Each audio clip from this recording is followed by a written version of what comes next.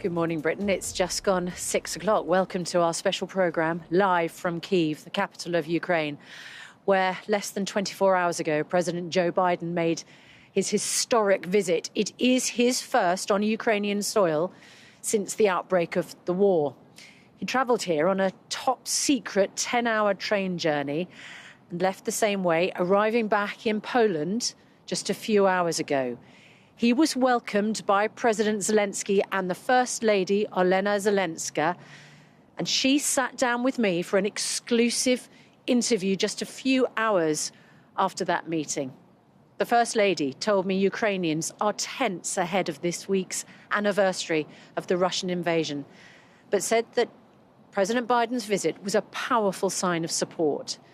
She said his promise of $500 million worth of weapons and ammunition would have a powerful effect on the battlefield, as well as describing some of the horrors of this war and explaining her determination to stay in Kyiv. She also sent a warm message of thanks to the people of Britain, the government, and to the royal family. Ukraine's call for more help is clearly being heard in both Washington and in Westminster, because after the American pledge here yesterday, politicians in the UK, including former Prime Ministers Boris Johnson and Liz Truss, are now calling for the world to supply Ukraine with the fighter jets it is asking for. Mood music for a council of war, heralded by air raid sirens. This is Joe Biden's first visit on Ukrainian soil since the war began, and no US leader has ever made a trip quite like this. A secret 10-hour train journey for an unannounced rendezvous. The leader of the free world rallying a country battling for its freedom. Kyiv stands, and Ukraine stands. Democracy stands. Freedom is priceless. It's worth fighting for as long as it takes, and that's how long we're going to be with you, Mr. President, for as long as it takes. With one in khaki, the other in aviators, this meeting was also about US military might. $500 million of aid announced by the visiting president for missiles, rockets and ammunition. Greeting Joe Biden, Olena Zelenska, the Ukrainian First Lady. Just a couple of hours after welcoming the US president to Kyiv for his historic visit, the First Lady sat down with me at the presidential palace to reflect on its crucial significance for her country. President Biden's visit was anticipated by Ukrainians, and this is a powerful sign of support, not only by the USA, but is a sign of the whole democratic world. How important is the US president's visit? The visit is essential, and in particular, it's even more important because of the anniversary of the war. We are all tense. This is a horrible anniversary. Horrible because the past year has seen untold pain here, as the First Lady told me. The prosecution office in Ukraine has registered 150 rape cases, where the actions of Russian occupiers are documented. The youngest victim is 4 years old. The oldest is 85.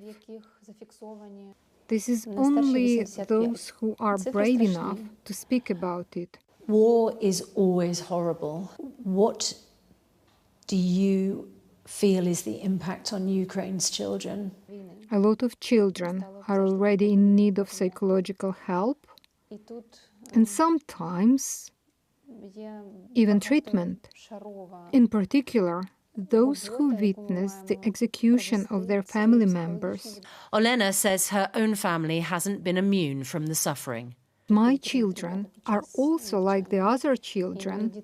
When the air sirens go off, they go to the basements in their schools, and mine come to the basement with me.